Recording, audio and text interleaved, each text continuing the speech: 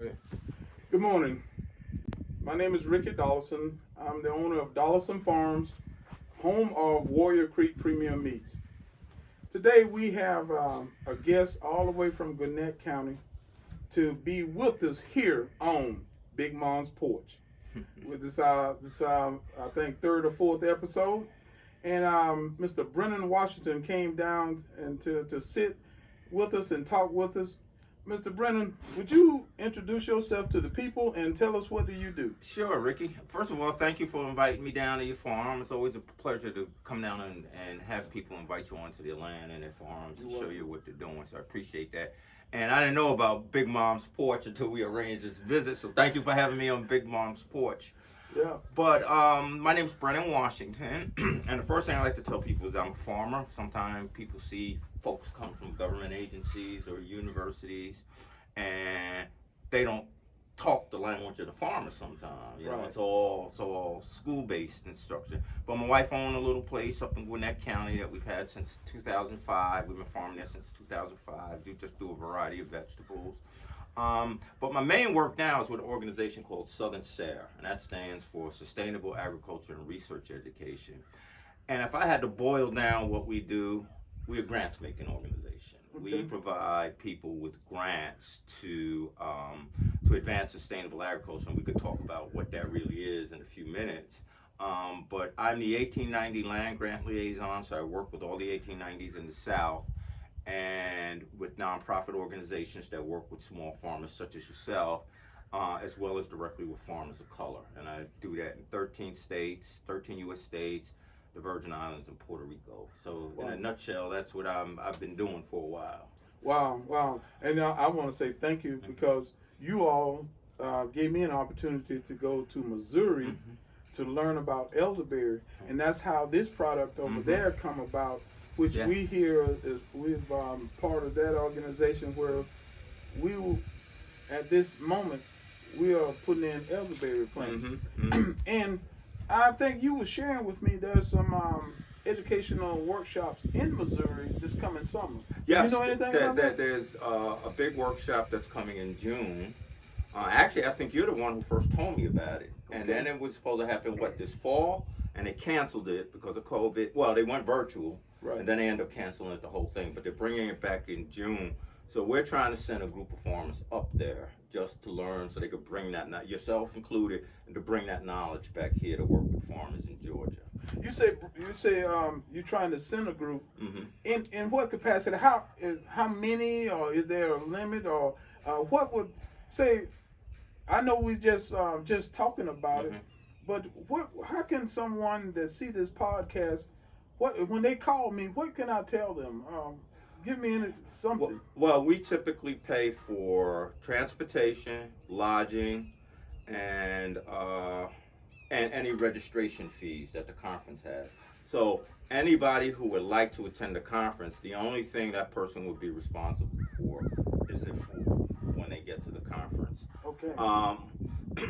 We typically like to work through an organization because federal law says the only way we can give out that pot of money is to do it on a reimbursement basis, because what would happen in the past, people would sign up for stuff and we would pay for it, like plane tickets and stuff, and then they don't show up. Right. So we do reimbursement. So we're always trying to find an organization that has the money to go ahead and front that money for the farmers, because it's hard for farmers. You know, it's hard. It's You're tough. a farmer. It's a tough haul, man. Yeah. And to find an organization to pay that stuff and then just get them reimbursed, to give up farmers the opportunity to come up. And the only thing that we ask is that the people who go just really be serious about the event that they're attending. That's right. And you know, that's one thing we here at Dollison Farms and the Dollison Farms team, we're serious about these things, and I'm real serious about the legacy of what I leave back here for the family, and how I leave the farm. I want to leave it better. Each generation want to leave it better than they found it. Brennan, what else do SARE? Is any? I think one time I was looking at a research grant. So let's talk. Or tell us about the whole package. Let me tell you about our grants first, Okay. since that's our main line of business. So we give out We have 7 or 8 different grant programs. So our smallest grant program is Ricky Dollison gets an idea about he wants to grow elder. You told me that we don't hardly have any elderberries going down here. Right. And you want to see if that will be a good crop for your farm. It's Right. a new crop. Will it do well in Georgia? Well, you can come to Southern SARE when our programs open, and typically the producer grants open up in September. You can come to us, put a grant application together, and get up to $20,000 to do an elderberry research project on your farm. Wow. So you can look at things at what cultivars will grow best down here, the quality of the fruit. You can bring it to, say, a UGA, or we were just talking about a food scientist. Right. You can bring it to them, see if you're getting the quality berries that you want. And actually, a good example, there was a young lady in the Virgin Islands, had never applied for a SARE grant. I finally convinced her to do one. In the Virgin Islands, a lot of people do value-added products, like these wonderful products you have in front of me. Thank you. But she does medicinal. A lot of farmers in the Virgin Islands do a lot of value-added just because of the way their cropping system seasons run. They're very small farms down there. So a lot of them do like juices and medicinal tinctures and herb. Anyway, one of her medicines has basil as a main ingredient. And so what she did with her producer grant is she grew these different varieties, and then she worked with the University of the Virgin Islands to find out which variety was highest in the medicinal quality she was looking for. Mm-hmm. And I think she got $15,000 or $17,000 to do that. So it paid her for the actual cultivars to put into the ground. It paid for the testing that UVI done, testing the quality. It paid for any supplies for her to grow out the stuff. It pays for labor. And, so for example, when Ricky Dollison goes out there to plant all those elderberries, that's your time and labor. And one thing that SARE is really, really big about is making sure farmers are compensated for their work. So we will look at your application and see if you're paying yourself. And if you're not, we're going to ask you why.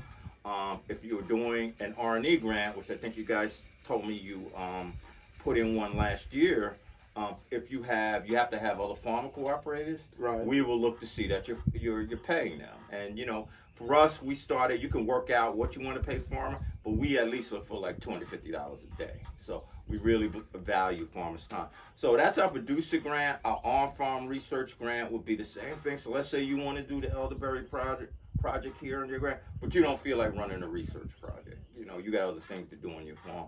You can get somebody from Extension, UGA Extension, or Fort Valley, or an NGO that has experience, like the guy you told me about in Missouri. Right. They would lead the actual project using your land. They will come in and actually be the project lead rather than you having to do it. Our big grants are what's called our research and education grants. And in those grants, they're up to $400,000 for up to a 3-year study. Once again, if you just didn't want to do a 2-year producer grant project on your elderberry, you can do up to 3-year more advanced study. So you could actually set up variety trials all around the farm. You can buy the planting stock that you need. Mm-hmm. You could bring in the labor. You could even look at stuff like post-harvest handling, because if elderberry, anything like blueberries, there's no mechanized way to pick them. You have to harvest by hand. Exactly. Yeah. Exactly. Yeah. So looking at, what cultivars are best for that. So within that education grant, and I'm going to get you to apply for this, we also have, in the R&E, we have what's called an education grant. And that's because a lot of folks came to us and said, especially organization, that R&E grant's nice, but we're not researchers, we're educators. Mm-hmm. And if you have that research component in there, you're cutting us off from your money. So when we had this big meeting about it in Virginia about 7-8 years ago, and so each region was tasked to go back and see if it was a problem. In the South, we said, they got a point. So we set up an education grant. So Ricky Dollison or a nonprofit organization come to us and say, I want to do a year-long education project on elderberries. And it'll pay for instructors, it'll pay for, under the right circumstances, meals, it'll pay for supporting materials, anything that's involved in doing an education program over a sustained period of time. we did this in the Virgin Islands when they had the hurricanes. It wiped out all the fruit trees.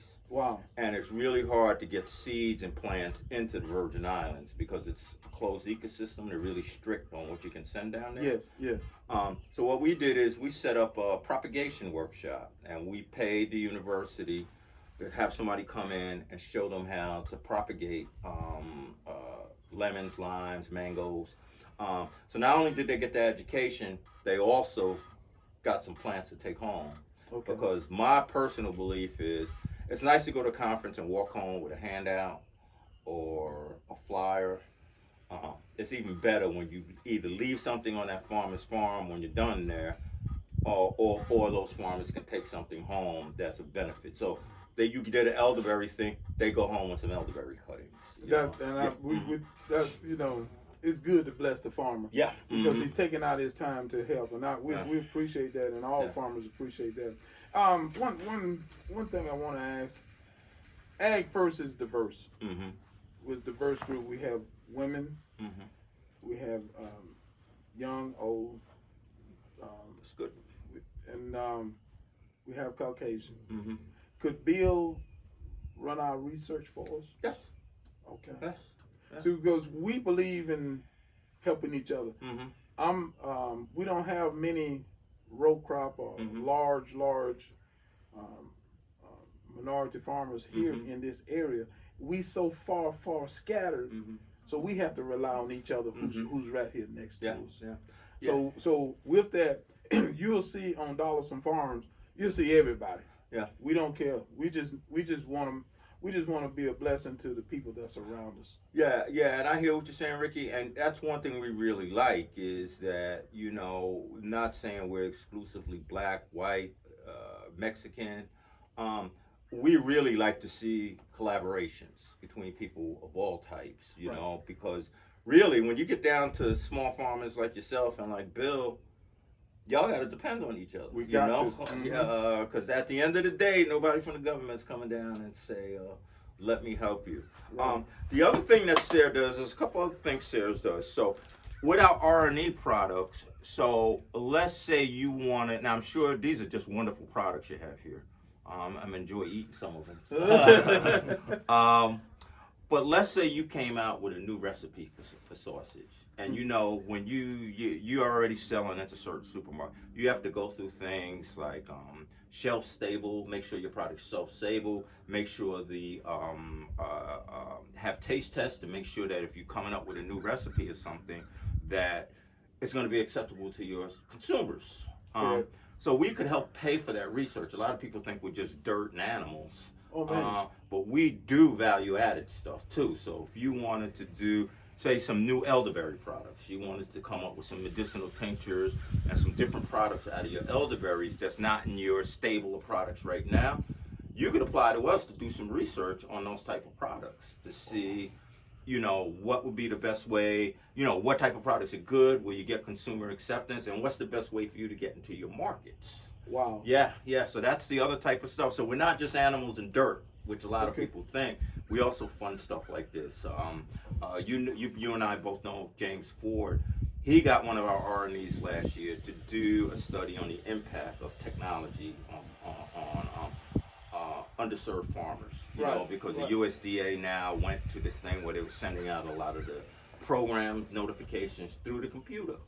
And you and I both know everybody don't have a computer. You get in an area like this, you probably don't even have a broadband out here, do you? So that's what, when people want me to send them an email, I have to tell them I got to run to I had to run to Tifton or to do that. But a lot of people take things for granted. That we got it right. But anyway, I appreciate all that information. Now, you travel to different states, meeting people just like me. You help them with info, how best to do the products of SARE products, how it helps benefit them and co-ops also. Yeah. So you put on a lot of miles, don't you? I brought my truck in 15 and had 30,000 miles now. I just clocked 160. Wow. And wow. I prefer to drive, Ricky. You know, I could fly a lot of places. But if I'm at a conference and this farm is 30 minutes down the road, say, you know, I'd really like you to come over and take a look at my farm. I got that freedom, you know? Right. Because there's nothing that tells a farmer, well, there's two things that tell a farmer that you can be trusted. One is going out and standing on this land with him and showing interest. And the second is fulfilling your promises. So whenever I go and see a farmer like yourself, we're going to be talking about some potential funding. Let's try and get something going right now. You know, let's try. The one thing I didn't talk about is we fund educational programs that are not grant funds. So you can come to me and say, Brennan, I want to do a one-day workshop, field day on elderberries on my farm. Can you help me? And I say, how much you need, Ricky? I need $2,500, and that's for meals, that's for some supplies and materials. That's not even a grant. You come to me as long as we got the money, which typically we do. This is money that comes back to us that we eventually, if we don't spend it, got to send to D.C. So you know how that game goes. Ooh, they don't want it back. Well, they want it back. We don't want to send it back. So we try and spend. You know, last year's been really tough because we haven't spent our travel money because of COVID. We actually did. First year I've been associated with SARE, we actually had to send money back. We just couldn't spend it fast enough. So I like to go out to a farmer and say, let's get something started quick. $1,000, $1,500. So I walked onto this farmer's farm in Mississippi, and the fields were all bare. And I said, well, where's your cover crop? They had no idea what a cover crop was. Same thing in South Carolina. So for $1,000, Ricky, we brought them seed. We got an instructor in there, and we showed them what cover crops are for. Like the one in South Carolina, we did a half-day classroom session, and then we went out and planted this farmer's farm and cover crops. Right. And to show them, they sent me some pictures on how nice the stand was developing. So stuff like that. And I always tell farmers like yourself, use little money to get big money. Right. And so there's an organization, an urban ag organization called Habesha, who's a perfect example of that. They started out by getting just our little sponsorship money, the little $1,000, $2,000, $3,000 deals. Then they came back and applied for one of our education grants, and they got that. Actually, they came back a second time, and because they had gotten it in the first year, I really didn't think they were going to get a second one, but they did. And then they parlayed that into, I think it was last year, they got, or the year before last, they got a beginning farmer and rancher grant. Wow. So they've leveraged that money. They went from $3,000 to $50,000, and I think their BFRDP was like $200,000. Wow. And see, that's what I'm here for, to help you get your toe in the water and start getting these smaller grants. So when you go to some of these larger programs, they can say, all right, these guys have been doing it, and this particular work. Right. So it's to a farmer's advantage. Take a lot of notes, a lot of pictures, and to keep it kind of like a little log of what and when, dates, time. Exactly. So, because somewhere down the line, you may, when you're doing these grants, somebody's gonna ask you when the last time you did this, or when you did something. Exactly. And the other thing is to talk to a person like myself. I wasn't going to take the job. You know, we had just lost our house in a fire. We were actually still living, when I was approached about taking this position, we were actually living in a temporary house while the county was giving us all kind of fits about rebuilding our current house. And I was just like, I don't know if I want to do that. My wife is the one who convinced me. I didn't know she was going behind my back telling people to tell me to take the job. But she said, Brennan, you know, you're already out there helping people. Now you'll have some money and resources behind you. And she's right. Because you know, your family's been in this for decades. Yeah. How many people have come from the government and either not told your family about programs that were out there, or if they told them about programs that were out there, they didn't really make any effort to make sure that they got the benefits of that program. You know, even when people look like us sometimes, they weren't forthright and upcoming. So that's part of my foundation for doing this work. Look, you don't have to apply for our grants, but I'm going to make daggone sure you know about it. You know about it. And if you are going to apply for it, I'm going to do my best to walk you through the process. So. Yeah, and that's needed. Because like I said, if it wasn't for you, we would not have it be as far as long as we are with elderberry. And we like to think that we're moving on pretty good with it. And 10 years, I want you to be known as the Georgia Elderberry King. That's the goal. That's the goal. Yeah, and the same way there's a big blueberry crop down here in Georgia, I would like for you to be the spearhead, the person who really brings that production here to the state. Amen. Mm-hmm. Amen. You said something there. You help some people get started. A lot of people, they see that product there, Mm-hmm. and they just think that product just appeared one day. Mm-hmm. It was a lot of steps. Yep. Small farmers come to me all the time, wanting to know how to get their product in places, or if nothing else, how to get it in a format where it's USDA approved, so they can ship it. Mm-hmm. So I have people that part of the Dollison Farms team. I didn't do all that by myself. Is there any entities out there or grants out there that would help people hire consultants, professionals to get it to that point? Do SARE have anything like that? Yes, if you have a particular product in mind that you're researching, yes, you can apply for us to a grant to do that. So let's say you wanted to come up with a new pork product that you're not carrying now. You wanted to go, I'm just saying this off the top of my head, you wanted to look at flavored chitlins to try and get into the market. Yeah. How would that go over? But even then, because now you're talking frozen. Right. So what are the steps you need to go through to take that product from out of the pig to a state that's safe to eat, that's shelf stable on the supermarket shelf? So we'll pay through a research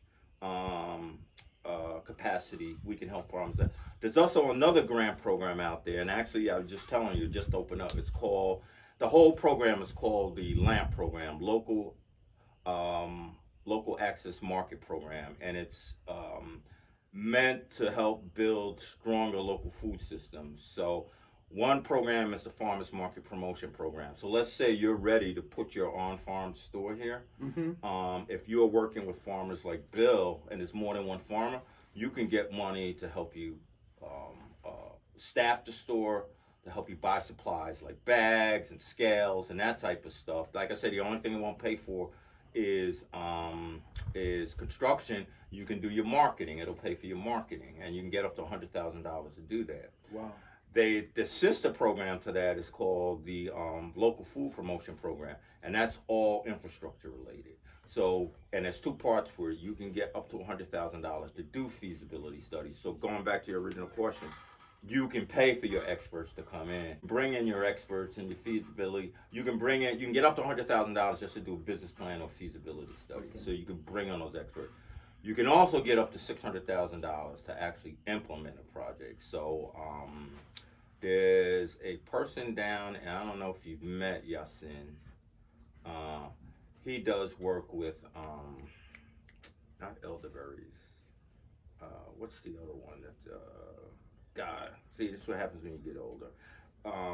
But he's working with that particular crop, and it's killing me. I don't know. But he has a place now down in Lithonia where they actually can the products. Hibiscus. Okay, yeah. Yeah, hibiscus. He actually does jellies, jams, and that type of stuff. But this program, for example, if you had a location out here that you wanted to, for example, put a processing facility for your elderberries, right, it'll help you get that operation together.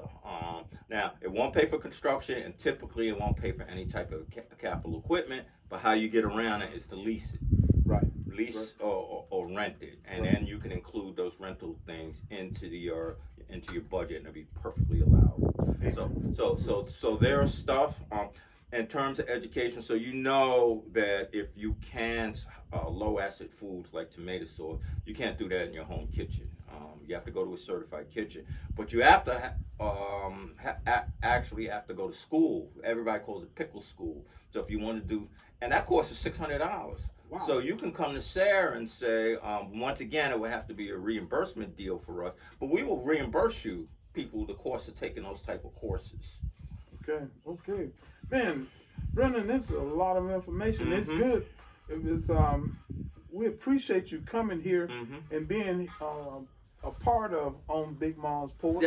Yep. And we'd like to invite you back in the late summer especially when the watermelons. Yeah, I would love to come see that. And we'll do this thing all over again. We thank Brennan for coming, giving us all that information, and we thank him for coming on Big Mom's Porch. Thank you. Thanks for having me.